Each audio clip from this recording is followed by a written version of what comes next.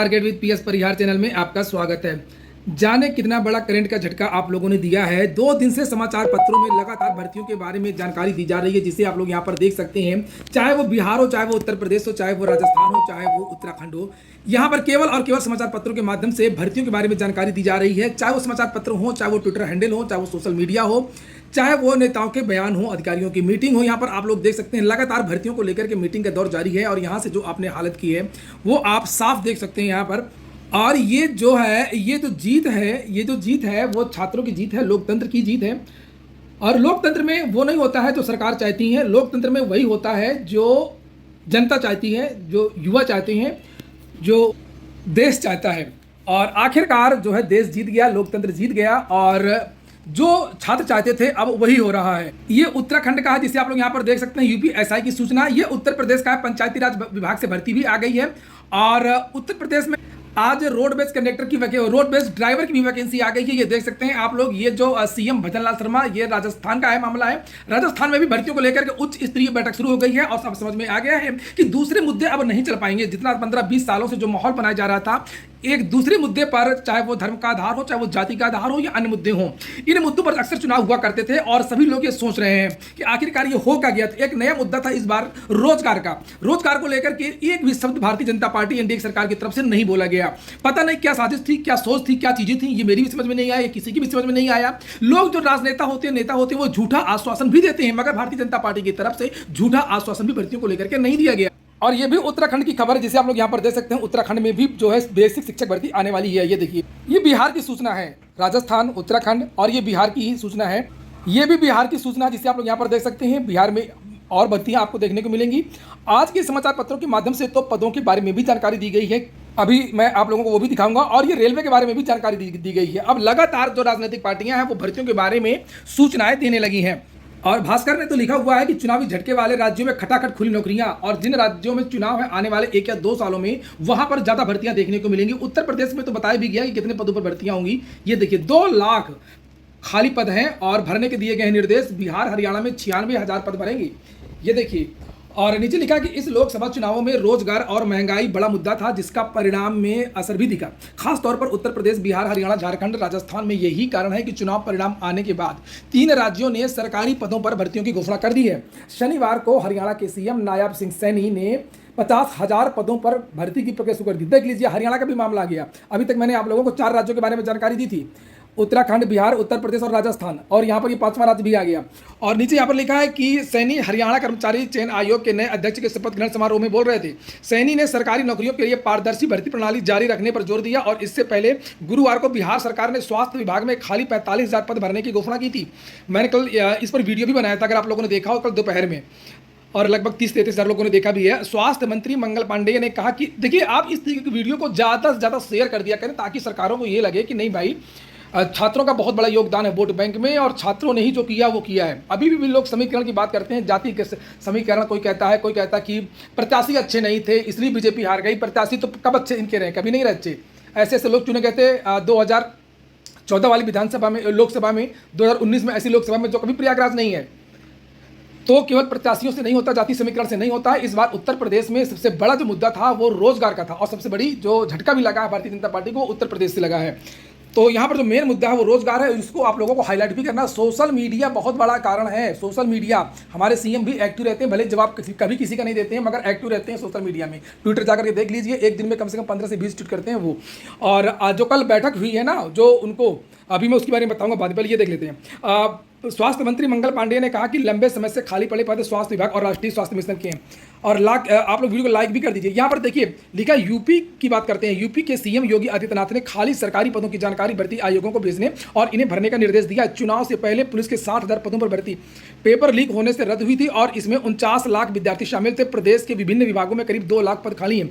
शनिवार को सीएम ने सालवर गैंग और पेपर लीक से निपटने के लिए नया कानून लाने की घोषणा की। और मेरा वीडियो अगर आप लोग देखा करें ना, तो थोड़ा इत्मीनान से देखा करें, भगा के न देखा करें। जितनी भी जानकारियां होती हैं वो महत्वपूर्ण जानकारियां होती हैं। और वहीं पर नीचे राजस्थान के बारे में भी लिखा है, किसान सम्मान निधि 2,000 और बढ़ गई है।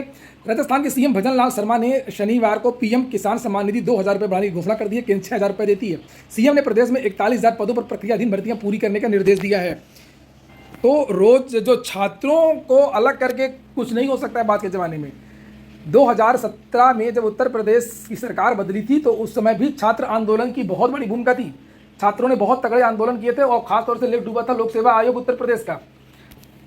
और अनिल यादव, अब हम बात करेंगे खुशखबरी, सीएम योगी ने दिया 2 लाख रिक्त पदों पर भर्ती का आदेश। तो भर्ती को आदेश तो दिया है, लेकिन जो मैंने यहाँ पर लिखा है सीएम की बैठक और पीएस परिहार चैनल के मुद्दे, ये चैनल लगभग सभी अधिकारी, कर्मचारी, नेता सभी देखते हैं। आप लोग कल की जो मीटिंग हुई है यहाँ पर आप देखेंगे कि इसमें जो जो भी मुद्दे थे वो सारे के सारे जो मुद्दे हैं वो target with PS Parihar channel के मुद्दे हैं।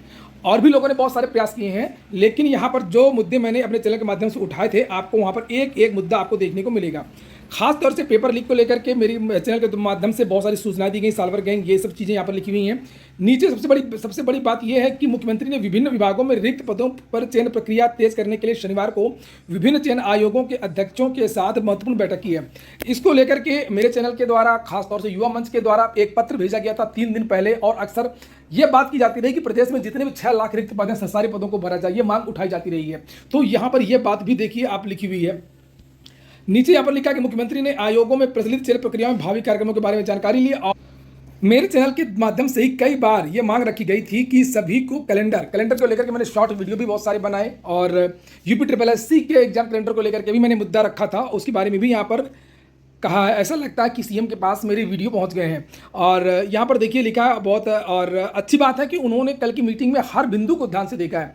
विद्यार्थी जीवन से संबंधित जो भी महत्वपूर्ण बिंदु होते हैं उन बिंदुओं, क्या होता है वो एक अलग बात है, कुछ होता है या नहीं होता ये भी एक अलग बात है। मेन बात ये है कि सबसे बड़ी टेंशन ये हो रही थी कि मुख्यमंत्री जी को सारी बातें पता चल पाएंगी या नहीं चल पाएंगी। तो मुझे ऐसा लगता है कि उनके पास सारी समस्याओं की जानकारी पहुंच गई है। और यहाँ पर देखिए लिखा, परीक्षाओं के लिए कैलेंडर समय पर जारी करें और कड़ाई के साथ उसका अनुपालन करें। सभी चयन आयोग परस्पर समन्वय से यह सुनिश्चित करें कि एक दिन में एक ही परीक्षा आयोजित की जाए। और मेरे चैनल के द्वारा ये उत्तर प्रदेश लोक सेवा आयोग और अन्य भर्तियों की जो शैक्षिक अर्हता समकक्ष विवाद वाला जो मामला है बहुत बार उठाया गया मेरे चैनल के माध्यम से, और ये देखिए यहाँ पर भी ये चीज़ भी लिखी हुई है। तो यहाँ पर समकक्ष अर्हता की बात की गई है और एग्जाम कैलेंडर की बात की गई है, सभी रिक्त पदों को भरने की बात की गई है और पेपर लीक को रोकने की बात की गई है। तो लगभग सभी मुद्दों को छुआ है और जो उत्तर प्रदेश के मुख्यमंत्री हैं। और मेरे चैनल के द्वारा कई बार ये कहा गया था कि अधिकारियों के खिलाफ कोई कार्रवाई नहीं होती है, 2-3 शिक्षा माफियाओं को गिरफ्तार कर लिया जाता है, परीक्षा एजेंसी वाले लोगों को गिरफ्तार कर लिया जाता है, लेकिन जो बड़े लोग अधिकारी हैं, बड़े लोगों, उन पर कभी कोई कार्रवाई नहीं होती है। तो उसके बारे में भी यहाँ पर देखिए लिखा है। ये देखिए, गड़बड़ होने पर डीएम और DIOS भी होंगे जवाबदेह। यहाँ पर ये देखिए, तो इसमें बड़े अधिकारियों की भी जिम्मेदारी तय की गई है। लेकिन यहाँ पर थोड़ा सा एक चीज़ और ऐड होनी चाहिए, जो चयन आयोग के जो चेयरमैन हैं, अध्यक्ष हैं, उनको भी इसमें शामिल करना चाहिए। और अब उम्मीद है कि शिक्षा सेवा चयन आयोग में नए स्थायी अध्यक्ष चल जाएंगे। इसके लिए यहाँ पर लिखा देखिए, अध्यक्ष की नियुक्ति भी यथाशीघ्र कर दी जाएगी। और आज एक विज्ञप्ति भी जारी हुई है शिक्षा सेवा चयन आयोग में, अभी वो भी दिखाता हूँ।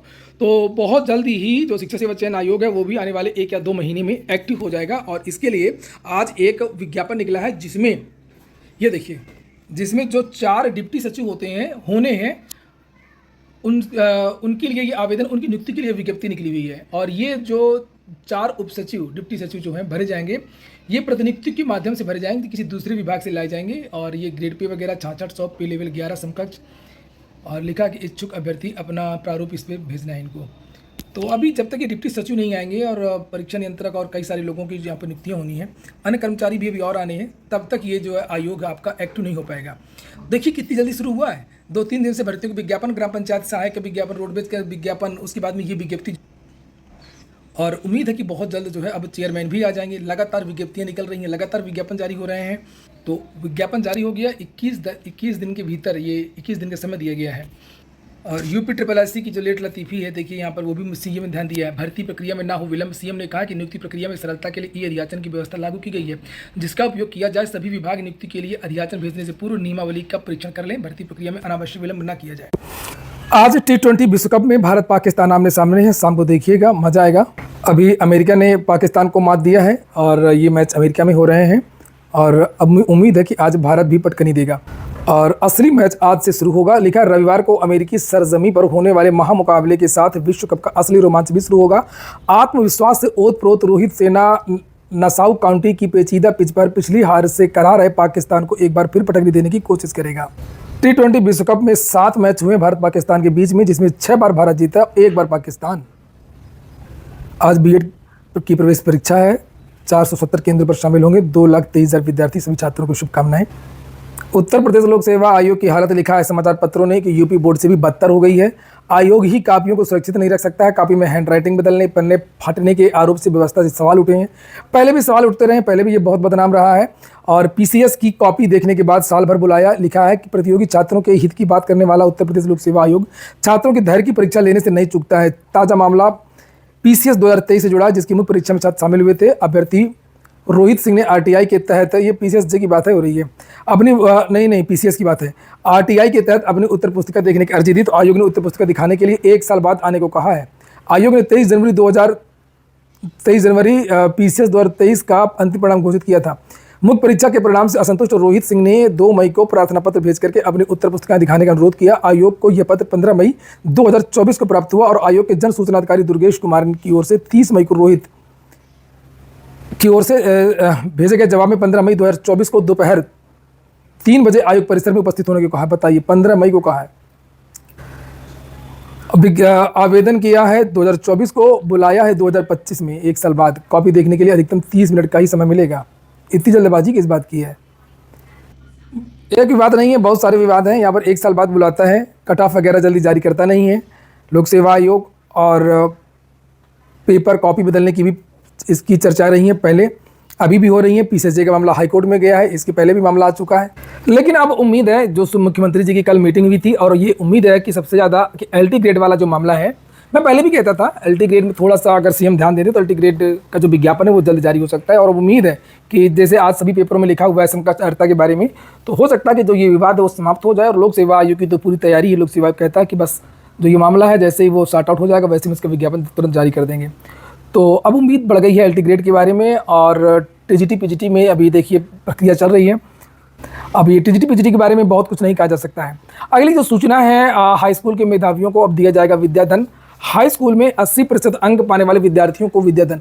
अच्छा, प्राथमिक शिक्षक भर्ती के बारे में अगर बात करें तो अब निश्चित तौर पर अभी आधिकारिक कोई जानकारी तो निकल करके नहीं आई है। लेकिन अगर ज़्यादा भर्तियाँ देनी है तो इनको प्राइमरी में वैकेंसी निकालनी पड़ेगी। आक्रोश बहुत है। विधानसभा चुनाव 27 में है और उसके पहले एक नई प्राथमिक शिक्षक भर्ती इनको पूरा करना होगा।